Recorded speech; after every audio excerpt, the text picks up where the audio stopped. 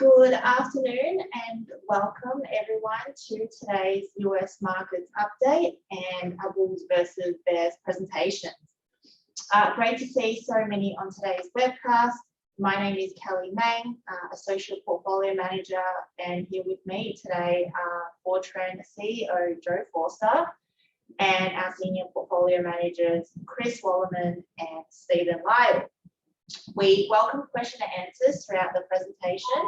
Please feel free to click on the Q&A tab on your screen to ask a question, and we will do our best to answer it as best as we can and in a timely manner. With that, I'll now turn the presentation over to Joe. Thank you. So a little bit of gossip here for Tim Todhunter. Your grandson said you walk past his bedroom sometimes and shake your head at the music he's mixing on his music mixer. So had a fun time with your grandson down at the YMCA over the lacrosse training weekend. So hi, Tim. The Bulls versus the Bears this week. Kelly, can you turn the ringer off, please? The two things driving the market in different directions are geopolitical risk and interest rate risk. Of course, what we've seen last year is Biden implementing this $1.9 trillion stimulus plan, which completely overdid economic activity and has caused a number of bottlenecks in the economy and inflation, resulting in the expectation on average right now that the Fed is going to raise interest rates 5 times, and in some cases people say 7 times, 2 more times this year.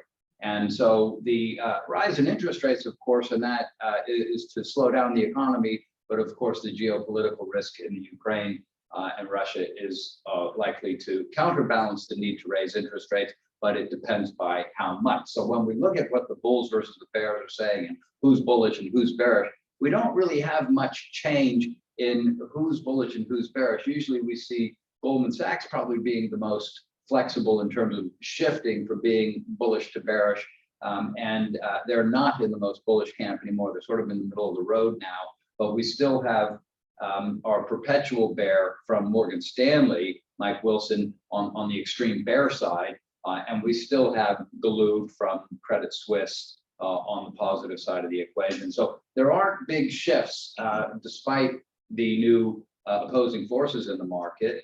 And we have Sabita Subramanian from Merrill Lynch coming out very heavily against growth stocks. And she's a technocrat. I mean, she does very, very detailed modeling with a lot of different inputs from that can be given a heavier or low weight. And she is very, very good technocrat, but she's come out this time and just said, get out of the way, things are going down. And it's not a technical analysis. It's not a statistics-based analysis. It's an emotional analysis, which is unlike her. And it's nice to see that she's able to say, look out, it's going down, stay out of the way.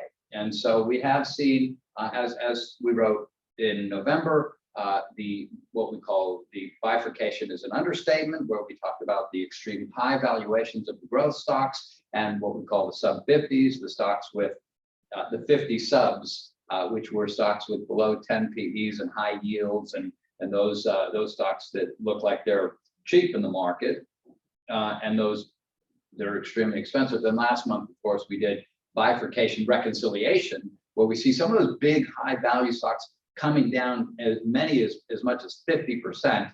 Not the big leader we're in, not Google, but other companies that have high growth rates that have come down substantially, and some solid performance out of what we call our sub 50s, or sub 10s, excuse me, it's 50 sub 10s. So that's a big overview of where we are right now. Kelly's still getting the phone. So this is really comparing, as we say here, geopolitical risk versus interest rate risk. There is one change to the portfolio. We're selling Tyson, which has 4 divisions. They make chicken, they make beef, they make pork, and then they package it into packaged sausages or bacon, etc.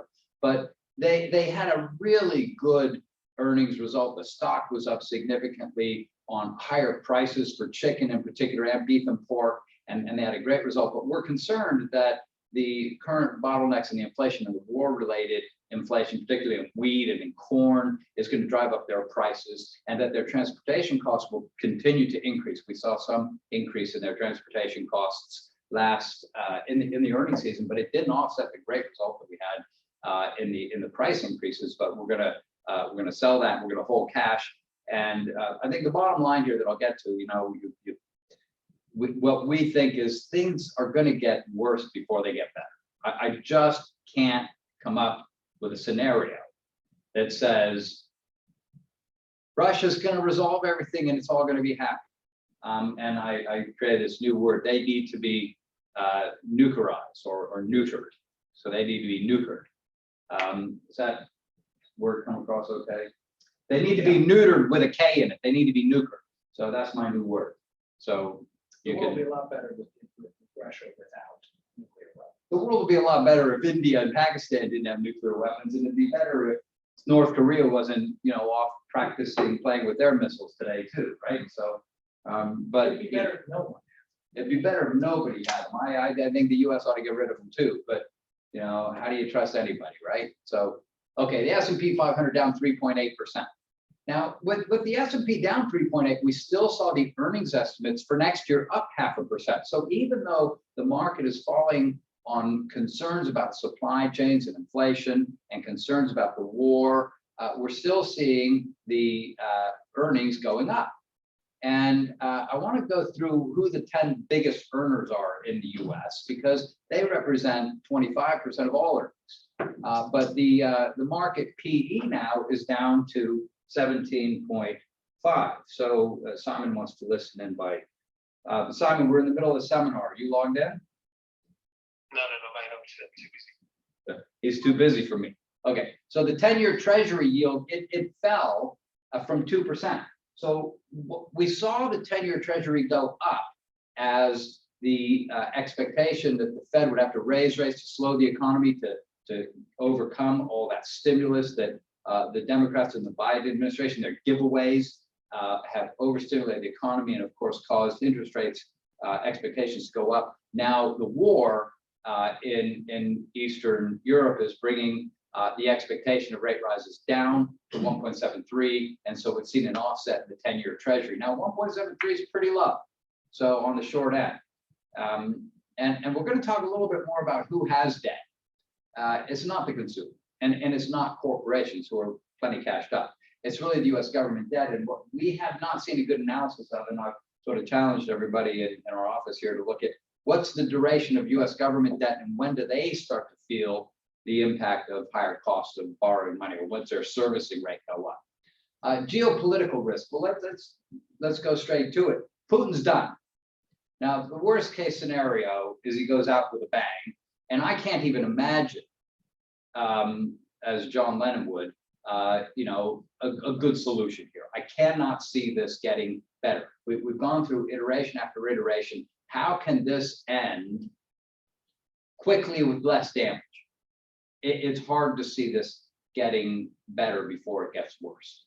So I just don't see things improving. So we're staying, keeping the proceeds from Tyson in cash until things settle a little bit. The big movers in the market to the downside here, a couple of European banks with exposure to Russia, SocGen, Deutsche Bank. Then we've got Goodyear Tire with their exposure to the bottlenecks and supply chains for the auto industry. Viatris got smacked. It was up 20% last month, down 20% this month. It's, can you just unplug the ring up to this room? Yeah.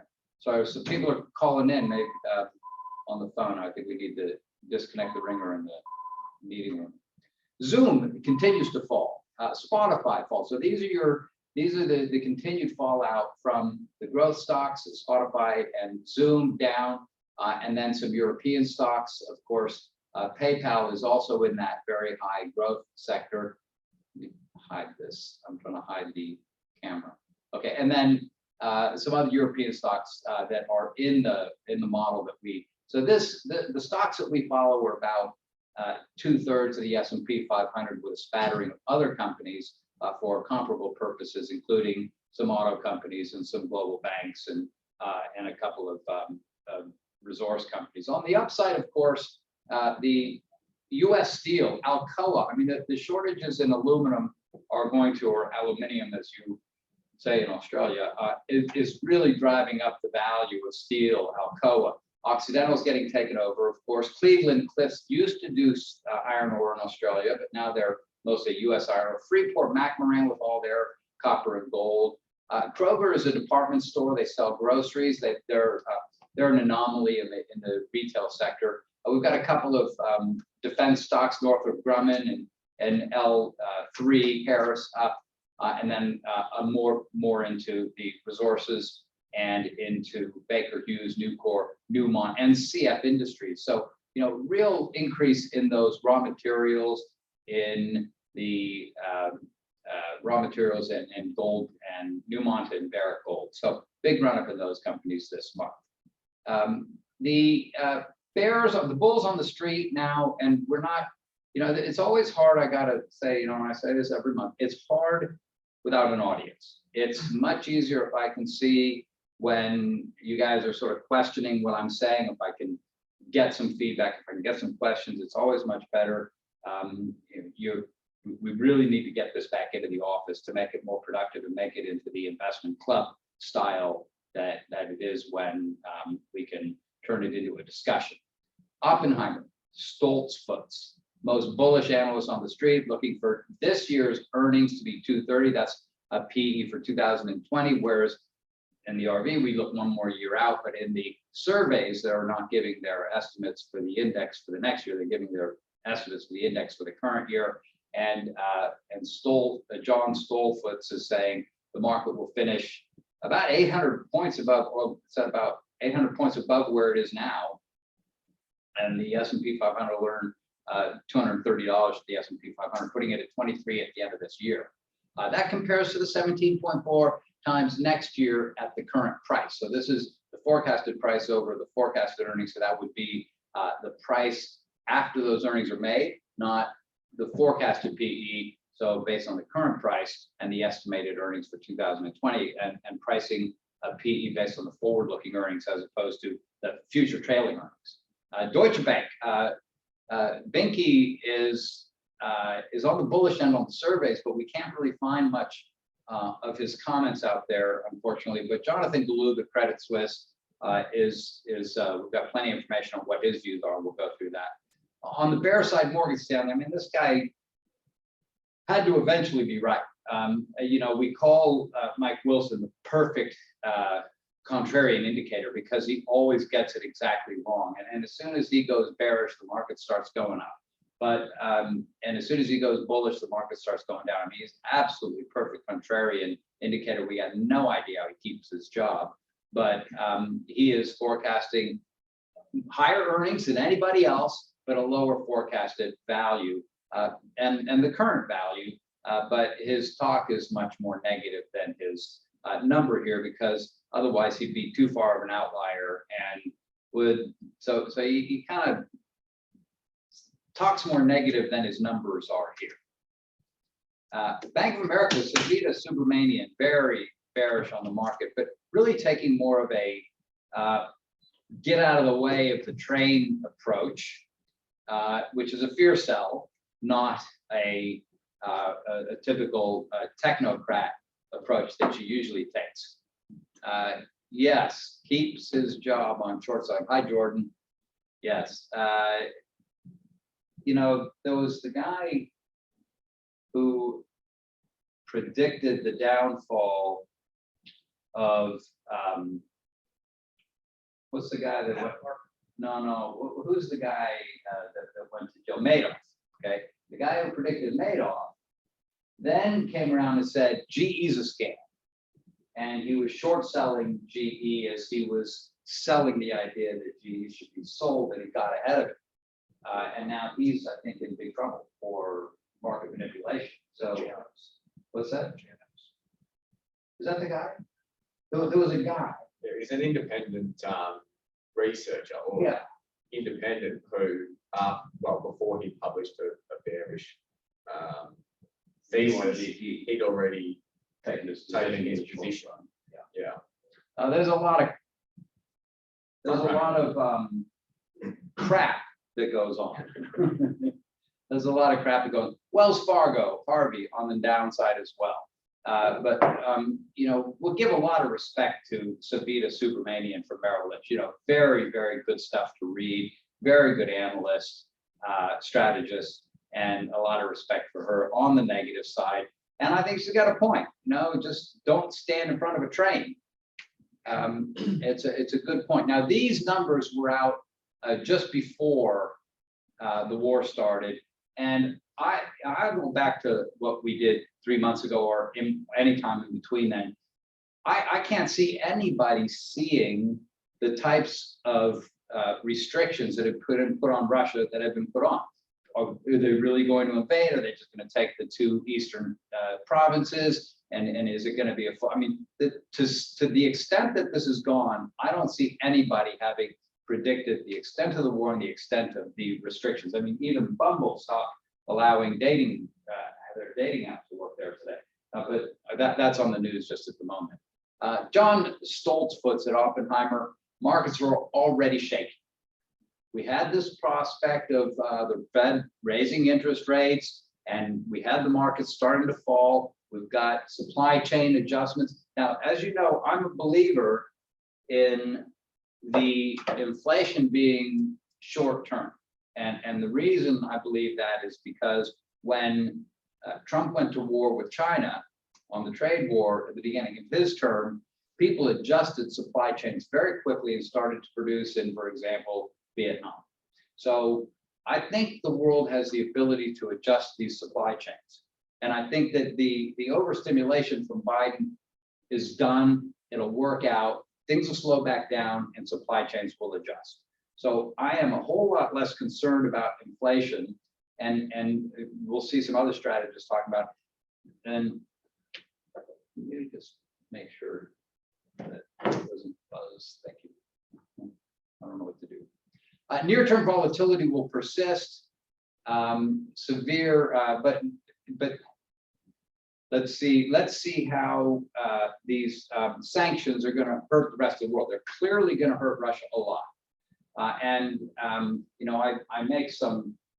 I mean, it's half joking, but it's true that, you know, McDonald's is shutting down their stores for a period of time in Russia, and will they be replaced with Bread Top? And Starbucks is shutting down stores. Will they be replaced with Luckin Coffee? Now, clearly, China's winning out of this. China is buying their resources and is selling phones and electronics and anything else that the Russians need. So that relationship will deepen. The Chinese will buy pipelines, they will buy reserves, and they will end up owning half of Russia. So it is really China's opportunity to get control over not a hostile, but they'll buy out Russia. Now, they already have a strategy, and I'm getting into the Fortrend stuff here a little bit, but China has a Belts and Roads initiative. And a lot of that, as we saw with Dan Andrews here, is what they call loan to own. So you loan enough money to build a port that would support Chinese goods coming through Australia, and then you don't put the goods through, and then the port can't support the debt. So then the people who loan to build the port take it over. That's what we saw in Sri Lanka. And that's what Whirlpool used to do or Sears used to do to white goods makers, right? Sears used to say, oh, we're going to place an order for 1 million dishwashers. Go build a factory. Oh, we're not going to buy those dishwashers. Sorry. You want to sell us your factory? So that's an old strategy that is nothing new, but the Chinese are very effective in going to poorer countries like in Sri Lanka or other island nations and doing the loan to own. And, you know, it's tempting, and I think the Russians went for it. But let me see, what else is Stoltzfus saying? Buy tech, buy chips, and buy metaverse. Now, chips are the new food, cars, and airplanes, right? So chips are in the national interest to own, where it used to be a country after World War II would want to own the ability to make their own food, want to make cars that could become tank factories like Ford did during World War Two, or you want to be able to have your own airplanes so you can get around. Okay. Now, but he's saying chips. I'm saying chips are the new planes, cars, and food. Countries are going to want to have chip independence. Now, the second thing he's saying is by metaverse, and as you know, my view on that is thumbs down. So I think metaverse is, well, it's a negative in terms of what Facebook is trying to do. But he's also saying by consumer discretionary, so the consumer is going to still spend more money. By financials on a steepening yield curve. So Chris, what's the argument for buying financials on a steepening yield curve and their net interest margin? Sure. So deposit taking and lending institutions make their money on through net interest margins, and those margins are the difference between what they pay on deposits and what they lend the cost of funds for mortgages or other loans. And those loans, the interest rates are usually tied to the longer end of the yield curve. So when there's expectations of a strong economic outlook or the central banks raising interest rates, we see the longer term interest rates rise more than the shorter term rates. And so that's an environment or they're the conditions that create what's called net interest margin expansion. And that contributes to revenue growth for financial institutions. So he's recommending financials, and we do too. He's saying by the crossroads of e-commerce and retail, that's Amazon.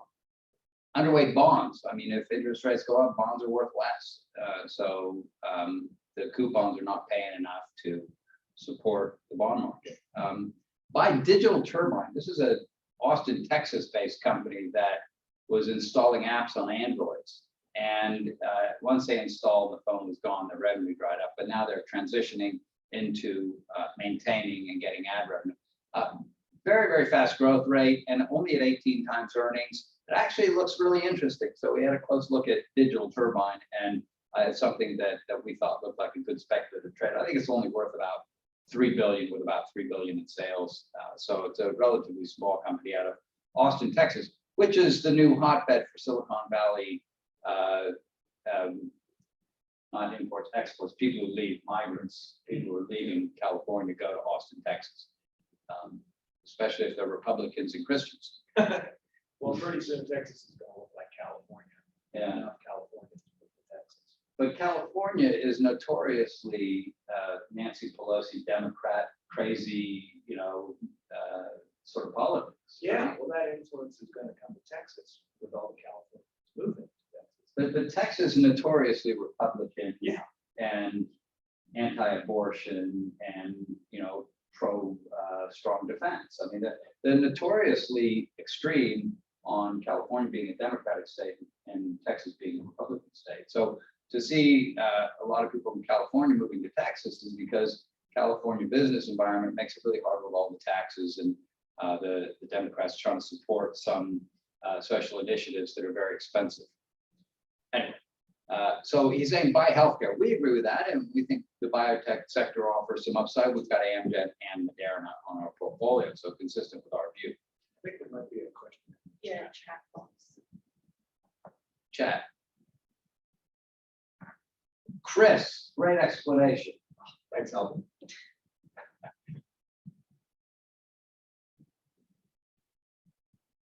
Thank you, Alvin. Binky Chadha has not said much. He's a respectable guy, but he's in New York. Deutsche Bank's not, and they have a big New York investment banking practice. It's smaller than it used to be, but they're progressive, and I wish I'd been able to find more about his arguments, but he's been keeping that for clients, and it's been hard to get any access to that, so we'll skip through it. But he is bullish. Jonathan Golub, or Golub, from Credit Suisse is concerned about inflation, but he's not concerned about the war. He says buy the war. I don't agree with him on this. I think that I can't see it getting better until things get worse. He said that ahead of the CPI report, which came out at 7.2. He said that policymakers and economists alike are all underestimating the amount of inflation and the duration of inflation, that it will be more than the 3% expectation for the year. And the PCE, which is the Fed's favorite indicator of inflation, will be greater than 2.6%. So he's saying buy the war and be very careful of inflation. So both of, buying the war has to be very positive to overcome his negative attitude towards inflation, and interest rates will be higher than the market expects. So buying the war is more important than the inflation, negative impact of inflation. Consensus is continuing to underestimate inflation. Now, I'm not with them on this, on either of these points. I'm with them on the net result. I don't think you buy the war. I think you buy the interest rate. So I'm on a different view than him on that. But even if it heads down to 3 or 4% on consensus, even if interest rates come down to 3 or 4, it's still underestimating the duration. This inflation is here to stay for years. Now, I just don't buy that. I think supply chains adjust quickly. We saw them adjust quickly during the Trump period. And I think the Biden stimulus will go away. And one of the biggest problems in the supply chain is the cost of semiconductors and the shortages, which have delayed production of, let's say, a refrigerator. You want one of, what are they called? The zeros? The sub-zero refrigerators. People waiting 6 or 9 months to get a refrigerator because they can't get chips to put them and they can't make them. Same with cars. We can't get chips, can't make them. So we've got used cars going up in price because new cars are not available. But I think that stuff will resolve itself. And there's so much chip capacity coming online. So there's too much fiscal stimulus and monetary policy, he's saying, drove up wages. It caused labor shortages. And these are the big reasons that we're going to have continued inflation is labor markets. I'm not convinced. I think that there's a participation rate. There was the big quit last year. 4 million people quit their jobs. Where are they? Okay, they're at home waiting for the next best job, or they're going to start their own business, or they're going to do something. So, and I think there's a lot of immigration coming too from the South. So there are people who want to work for lower prices. I don't go for this. The Democrats, of course, would prefer to see higher minimum wages and see that lower income groups benefit, and that should have wages pushed through. But it also pushes through more consumption from the woman who's working at Starbucks gets more, but she has more to spend.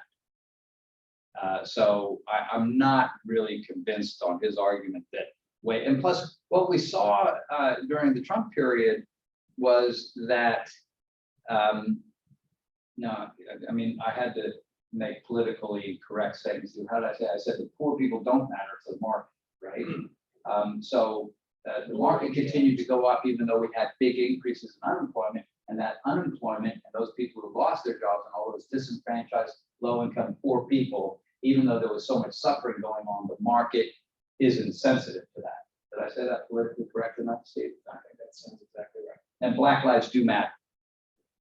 Yes, they do.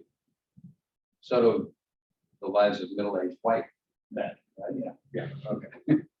Investors are clinging to 40 years of low inflation. So what he brings up here is a history going from Volcker to Greenspan to Bernanke, and how from 1980 until last year, interest rates do nothing but go down, and then quantitative easing goes up, and that just keeps making asset prices go up as interest rates go down. And in my career, since I graduated from high school, I've seen nothing but asset prices going up as interest rates go down. And in my lifetime, the population on the planet has doubled. So I've seen a pretty extraordinary period of humanity. But he's trying to recall this history of Volcker, Greenspan, and Bernanke, and he says, we have just had lower and lower and lower inflation and price stability for so long that we've become expecting that, and that there is the possibility for inflation, and it should come back, and this is not the new norm of low inflation.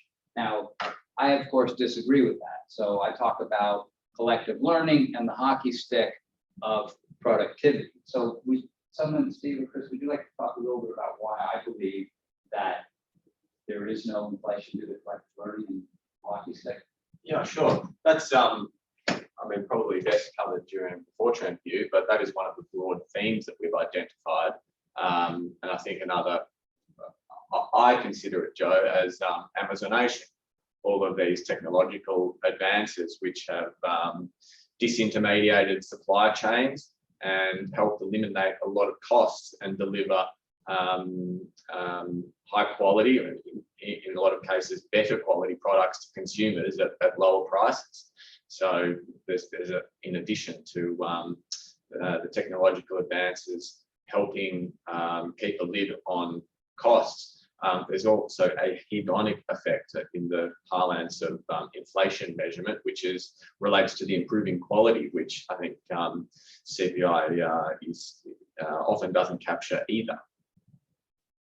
That's a good point. And neither does wage growth capture that hedonic effect, whereas the quality of life has improved, but wages really haven't gone up that much since the early 90s. Wage growth has been pretty stagnant.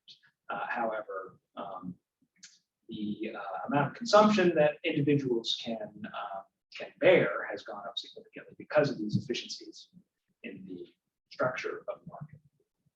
I think it's really evident in the cost of entertainment, whether it's a movie on Amazon or Netflix, or it's music on Spotify. It's just cheap compared to what it used to be. When I was growing up, we used to go into Tower Records and buy an album, and now you can get that stuff with a commercial on Spotify, and it's basically free. Right? Yeah, in 1985, a desk calculator cost $500. In what year? 1985. Well, when I was in high school, we had the Texas Instruments TI something like that. Were they that expensive? Yeah. My TI-83 in 1996 was $250. You get a computer for that now. Basically. Yeah. Okay. So risk weights, the Ukraine versus the Fed. How much do you weight each of these risks, and what's the impact on earnings and the impact on interest rates? So, of course, the risk of war reduces earnings, but right now it's not reducing earnings in the United States, it's reducing earnings in Europe. So the European stocks are falling more, whether that's a bank or whether that's a company that, what's that company in Denmark that does fiber rock? We looked at the fiber rock company. I mean, there are a lot. Goldman Sachs has come out with a big list of companies that do that take materials and turn them into buildings, whether it's a home or an office. And there's a lot of materials companies, not like IKEA, but the companies that might make windows or insulation or other stuff that goes into construction. Goldman Sachs has got a big push on a lot of European stocks to do that.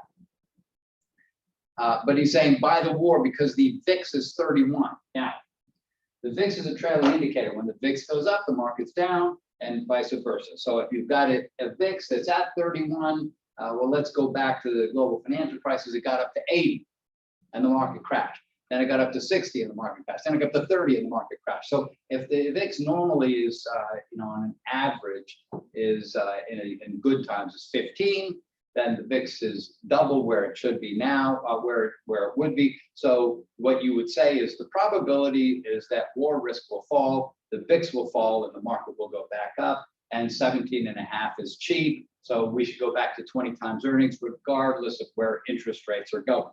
Because on interest rates, even if interest rates go from 1.75 on the 10 to 3, it's not going to have the impact that a fall in war risk and a fall in the VIX would have on pushing PEs back to 20.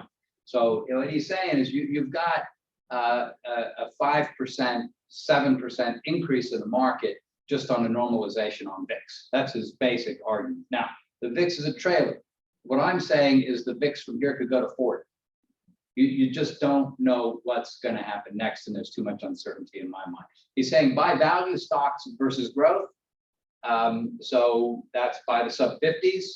That's by those stocks that Goldman Sachs is recommending, like the European companies that make materials for construction, and by small cap versus large cap. In other words, be a stock picker, and buy risk stocks versus consumer staples. So don't buy food companies, don't buy Procter & Gamble, don't buy Mondelez, buy Facebook is what he would say, which is a company that we think has been. But don't play it safe, or you're going to miss the bounce. Is his attitude. Let's move on here. What time is it now? Just make sure we're keeping on track. 1:36. Okay, so Jackson Hole is a conference where leaders from the world get together and talk about, where's the world going? And it has all the top political and corporate leaders and deep thinkers, and they have lots of meetings and conferences and do a lot of planning for the world. Now, when we came out of Jackson Hole in August, there was no concern about inflation, even though Biden had got the 1.9 trillion.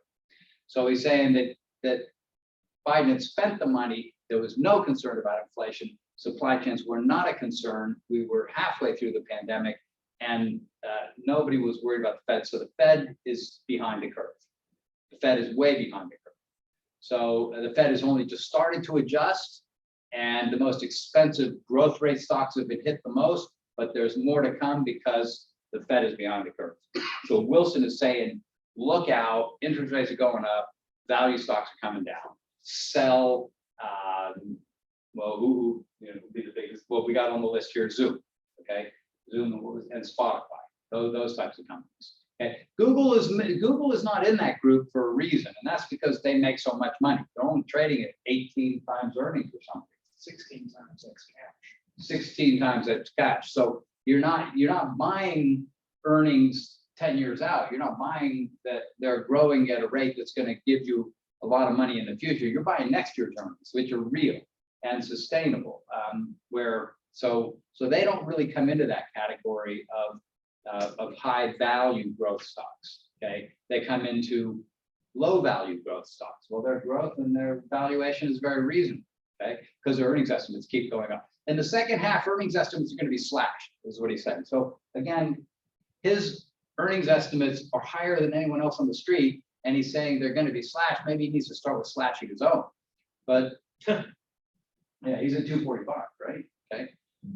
He says it's going to be a messy 4 to 6 months, but when has he not said that? I mean, in the last 10 years, the only time that he's been bullish on the market is when it's going down.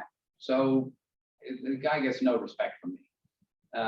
So the storm is in tech. Half the stocks have fallen by more than 50%. I mean, it sounds like he's misquoted something there. Safe in quality, buy defensive stocks and defensible dividends. Well, buy defensive dividend stocks. What's that? Buy food? Buy Procter & Gamble? Buy Church & Dwight? Those stocks just got crushed last night. The problem with those stocks is that during the pandemic, people wanted that food company with sustainable earnings and sustainable dividends. But when you look at Kellogg's, you look at Campbell Soup, you look at Kraft, these companies do not grow. They just don't grow. 10 years ago, they had the same sales and profits that they have today. What you get is stability. People buy cornflakes and they keep buying it and they keep making the same profit on it. So that is defensible dividends. Now, the problem with those companies is you've got increased transportation costs, and now what we're seeing is increased costs to make bread. So with wheat prices going through the roof, what I joked about the other day is I said the new avant-garde dish down at the fancy restaurant is going to be not wheat bread, but cornbread and rice bread, because they're not up as much. So you won't see wheat bread in the stores. That'll get too expensive. He does not address politics. It's interesting. Why would Wilson not, if he's so negative on the market, why wouldn't he say, I told you there was going to be a war. I always knew there was going to be geopolitical risk. It's going to be worse than everyone expected. and that's why I'm a bear. But he doesn't even address geopolitical risks. Okay, Subramanian, buy tech stocks with good cash flow. Now, got to be Google. But it's more on the hardware side of the market. Oddly, she really is not doing the technocrat stuff that she normally does, and she's saying valuations are not a great buy or sell signal. In other words, she's saying that it's not the value, it's the momentum. These stocks are going down, and they could go down and end up being value traps. So don't get caught in Spotify, don't get caught in Zoom. They're going down for a reason, and just because they're going down, don't buy them. Now, what we see is Cathie Wood catch a falling knife here. So Cathie Wood has put more good money after bad, and she's sucking wind at the moment. Okay, avoid dreamy internet stocks, avoid things with too much blue sky.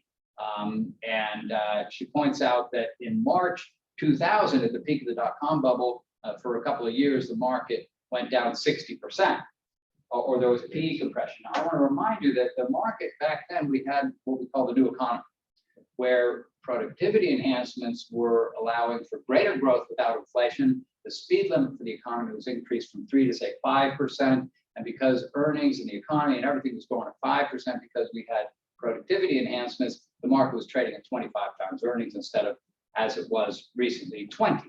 So the fall from 25 to 17 might be 60%, but the fall from 20 to 17 and a half is so it's not comparable.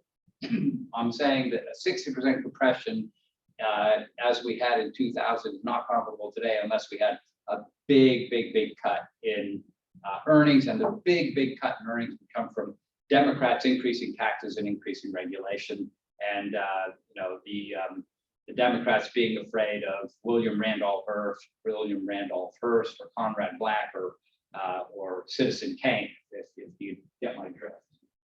Steve gets my drift. Why don't you explain what I mean by that? No, I better not. Politicians fear people that can go out and talk about them and hurt their reputation. So if Citizen Kane, which is considered the greatest movie ever made, was really about William Randolph Hearst. And what it says is this newspaper man had so much power that he could make or break a politician's career. So if a politician's career could be made or broken by a Rupert Murdoch, then we need to have more control over media and more diversification and more voices and less power in the hands of Google or a Facebook or an Amazon. And if these big tech companies, as we've seen in China, get too powerful and have too much to say, and Ant start saying that the Chinese banking system isn't good enough, and Ant can do better, or Alibaba's division, Ant, the finance division, can do better, you got to start trimming wings. And so has Jack Ma resurfaced, or is he still hiding? You don't hear much from him. You don't hear much from Jack Ma. So he's been re-educated. And the question is, will the US re-educate some of these tech companies? I think so. Let's get on to the Fortrend view. Okay, here are the most profitable companies. Apple is supposed to make $107 billion. Next, Alphabet, almost 100. Then you drop to Microsoft at 80, and then it's half of that at Amazon. And the forecasts for 2000 for next year, forecasts and profits next year. What you've got here is 1, Alphabet, 2, Apple, Alphabet, Microsoft, Amazon, and Facebook. Okay, so the first 5 are big tech. The next 2 are banks. The next 2 are healthcare, and then what used to be a giant, 100 years ago, ExxonMobil. So if you were to say, well, how would earnings really be slashed in the US over the next 5 years? You'd have to say politicians want to bring down the profitability of the companies that control the world. Rockefeller controlled the world 100 years ago, and he was broken up. So what is Lena Khan and the Democrats going to do about taking some of the power away from Apple and from Google? So that's a question in my mind, and I think Lena Khan's an important part of that. Earnings estimates for next year are still up. So we did see, we're not seeing those earnings estimates cut. We saw them up 0.5%, led by financials and tech. So who's going up? The tech stocks, not including Facebook or Meta, and the banks. So we're seeing earnings estimates going up, even though we have a war. There are three big domestic risks, the way I see it. One is lean econ, regulation over big tech. Second is interest rates. Interest rates are going up, but I don't think that interest rates are as bad as the market thinks they are, because I think supply chains will adjust. Okay, I think the US is very, very flexible. And then the third thing is healthcare regulation, which is a democratic inefficiency. It's just always a problem, and it's a risk in the US. And I think they're the three biggest risks. I think the wheels eventually have got to start turning against big tech. And here I refer to Hearst and Conrad Black and Maxwell, the father of Delane, who had a lot of influence through his UK publishing division. Here's a graph that I put up last month. This shows the financial stocks as a percentage of the S&P 500 being, 30, 35% forever, for dozens of years. They were 35%. The global financial crisis comes, and what happens? The U.S. government, the U.S. government starts to put in a lot of restrictions on the financial sector. There are big settlements for alleged abuses of power, and they're brought to their knees. So the financial stocks are now 14% of the S&P 500 index, not 30 or 35%, and it's been that way for 12 years.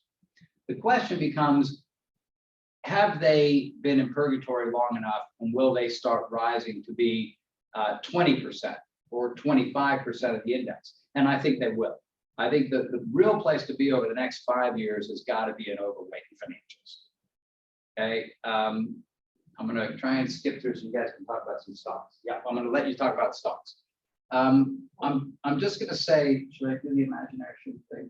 Okay, I'm going to imagine that, where is it? Next slide. I think I missed a slide there. Okay. Let me put it to you this way. The Russian economy is about the same size as Australia. The Russian economy is focused on oil and gas and banks. The Australian economy is focused on resources and banks. And if you could imagine that Australia was in the same position that the Russians are right now, okay? Imagine that we no longer had access to a Visa card. We no longer had access to a MasterCard. Our PayPal account was shut down. Your Fortrend account was frozen because it's got offshore assets. And all the news that's coming to you is coming from Scott Morrison, and you're not getting outside news feeds, and you're being fed whatever he wants to feed you, like CNN won't publish on Facebook in Australia anymore. So there is a lot of filtered news going through. And now that they're having protests, I look at some of these protests going on in the streets in Russian cities, and it looks like the protests that were going on in Victoria 6 months ago. So just try and put yourself in their shoes. The McDonald's is closed, the Starbucks is closed, and what have they got? Well, we make beer, they make vodka. So I think that the Russian people are in deep trouble, and they've got to be suffering. So I just want you to imagine that instead of it being Gazprom and Rosneft that were delisted, imagine it was BHP and Rio that were delisted. If you can try and put yourself in their shoes, it's horrible for the people in Russia. And so my point is that Putin is gone. And the question is, something's got to break. And the question is that this guy's, now imagine Scott Morrison had the ability to blow up the world, and he's in a tight spot. How are you going to feel? Okay, I really can't see things getting better before they get worse. I'm not saying there's going to be a nuclear war, but let's think about the best possible out. And the best possible out is hard to imagine. Okay, I mean, if I just took the best possible scenario, I'd say, oh, Russia decides to go home and become part of the Western world. Yeah, no, that's not. Oh, he wins in the Ukraine, and then there's a leadership change, and the new leadership decides they want to be friendly with the West so that they can. That's not going to happen. I mean, not soon enough. And the other scenario is that, he wins and then he's got this ongoing French resistance style thing in the Ukraine for the next 10 years and China takes over. I just don't see things getting better before they get worse. So I think the whole world would like it. This is the word I created, be neutered, neutered with a K. So let me turn over to the guys to talk about some stocks. Okay.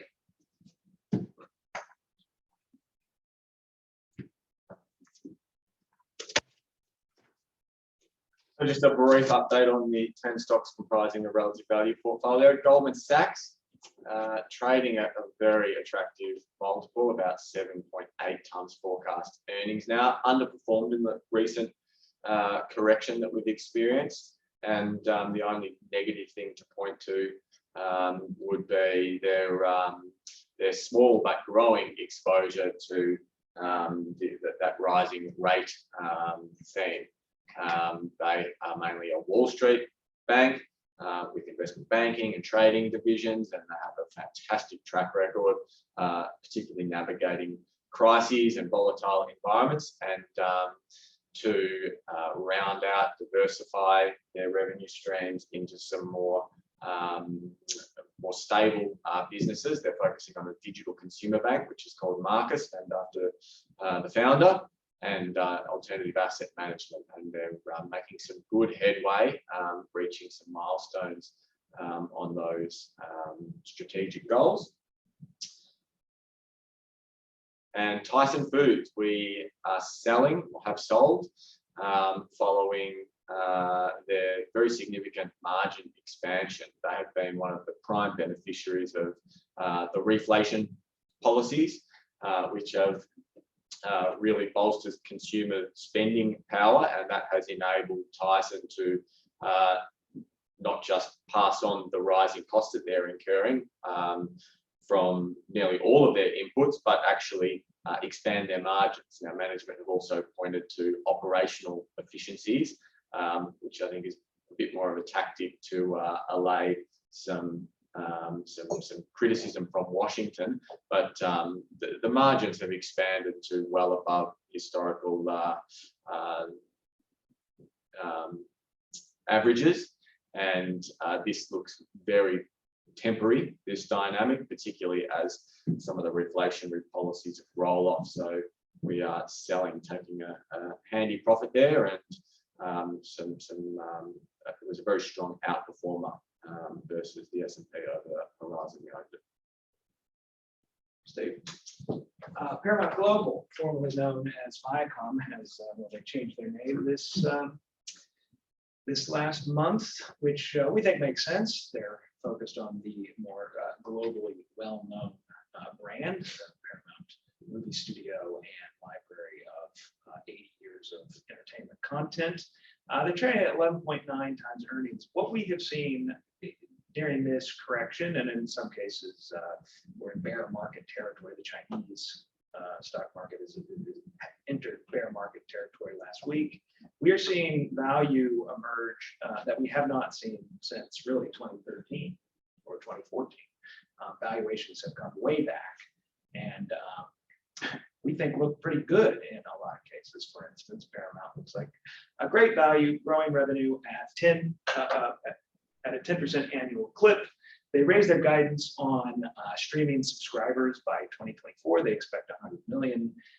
They grew their streaming subscriptions by 9.4 million in the last quarter, which was 3 million ahead of consensus. So about a 50% greater increase in streaming customers than was expected.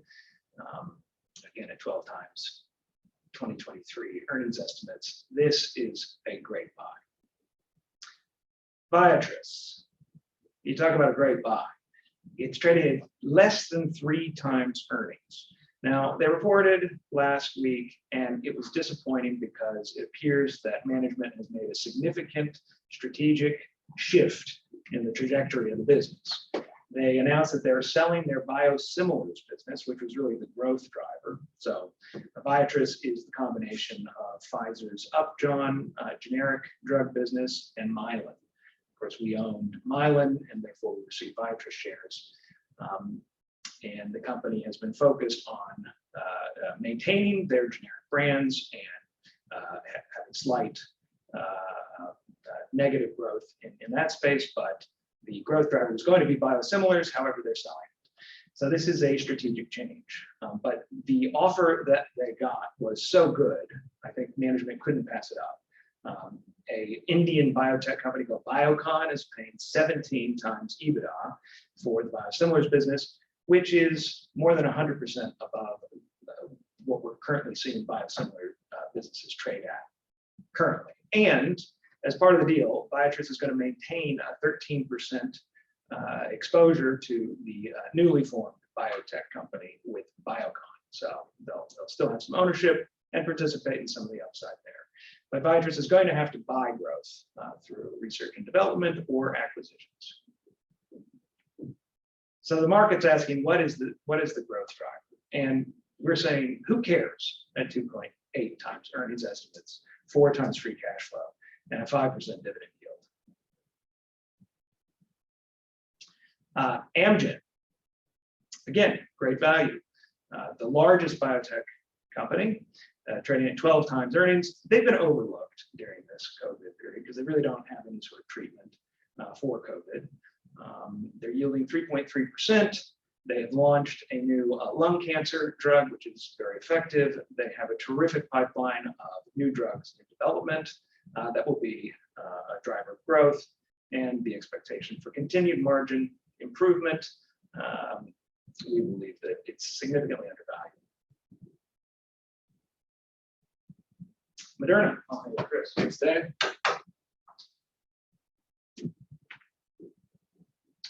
So a third healthcare business in the model portfolio.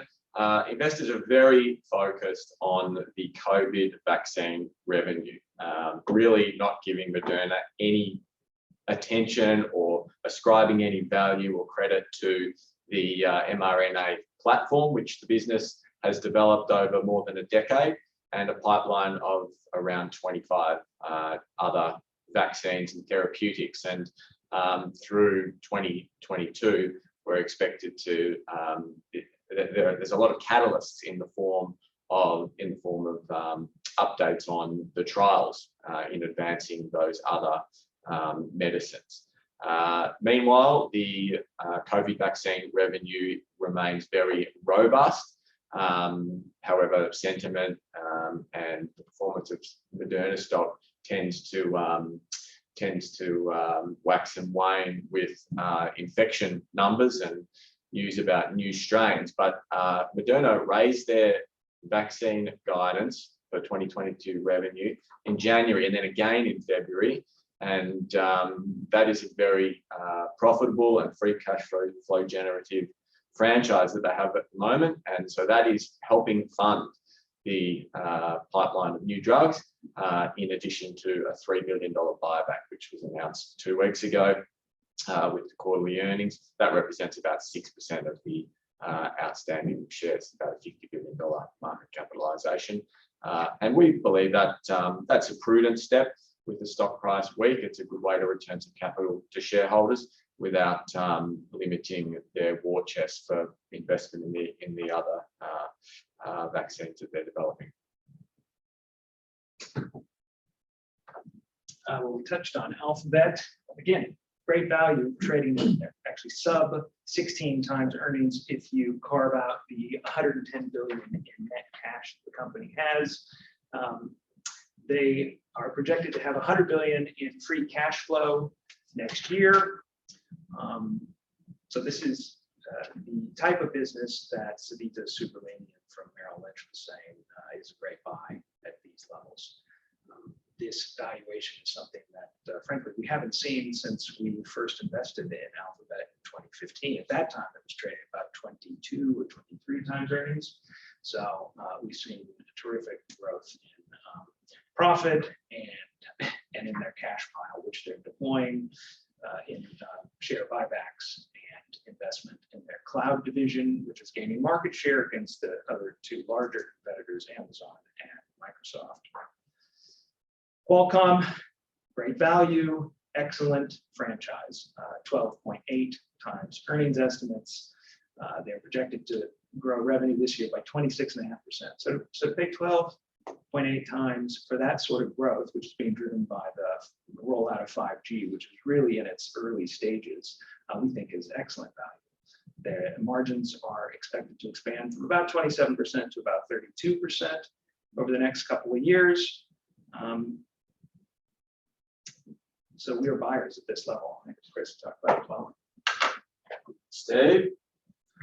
So Boeing's company-specific challenges have been widely publicised, and they are being resolved. But in addition, like a lot of their peers in the travel sector, have been impacted by COVID. So this is well and truly a recovery investment thesis underpinning this recommendation. The stock is about half of what it was before COVID, and even a greater discount to the level the stock price was before the 737 MAX issues first emerged. We're looking at a number of indicators to support the earnings recovery, and we would expect the stock price to follow. Importantly, they've got a commercial backlog, which represents about 4 years of revenue, and it's growing with new orders more than exceeding cancellations. We're seeing a recovery in travel as the vaccine penetration rates improve. Travel volumes are around 3/4 of pre-COVID levels for this time of year. And they have a decent balance sheet position, which really reduces any risk of dilutive capital raisings, 16 billion in liquidity, and positive free cash flow for the first time in 2 years last quarter. So it's not been without turbulence, but things are heading in the right direction. Our assessment is that the normalised earnings are about $15 per share, and on that metric, the stock trades at about 12 times those earnings. We think that's a very reasonable price to pay for a global aerospace leader in really what is an oligopoly. Chris, there's just a question.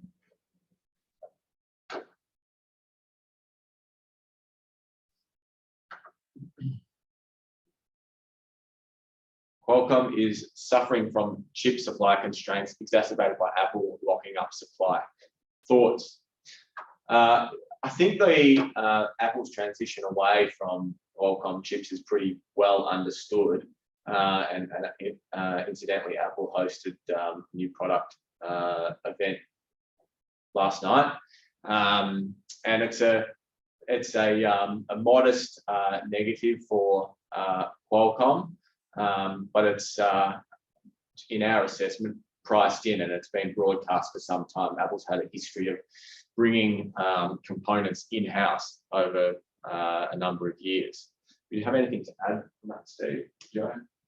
No, I mean, I think that the real story is the 5G rollout. Yes, they're affected by the supply constraints, which we think are temporary, but they will be the dominant provider of 5G technology to the Western world, because Huawei has been shut out, and that will drive growth of Qualcomm. So Apple as a customer, oh well, you know, there were a couple of years where Apple wasn't paying Qualcomm for the licenses of the technology, and they came to terms a couple of years ago.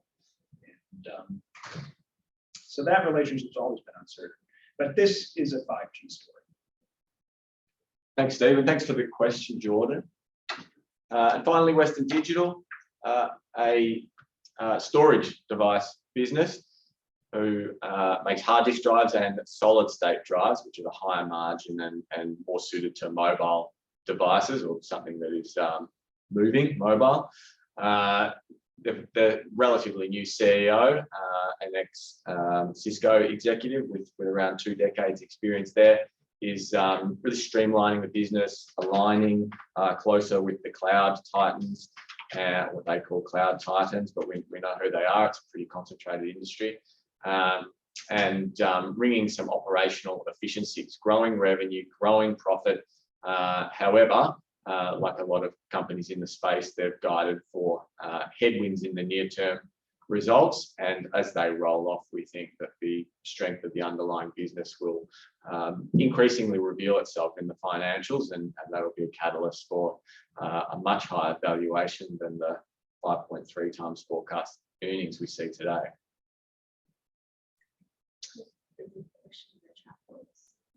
Thank you.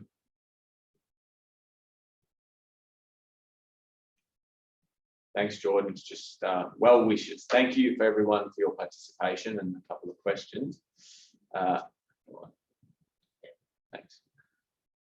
So we are at 9 stocks in the relative value portfolio and 1 part cash, and we have the supplementary recommendation in Baidu and Alibaba. And the long-term performance we're very proud of. We're available for any additional questions. Thank you, Chris. A replay of today's webcast will be made available shortly after the conclusion of the presentation. Listeners with additional questions can contact the team via email or phone per the contact information available on the Fortrend website. And that does conclude today's presentation. Thank you all for joining us, and we appreciate your time. We look forward to speaking with you again. You may now disconnect. Thank you. Thank you.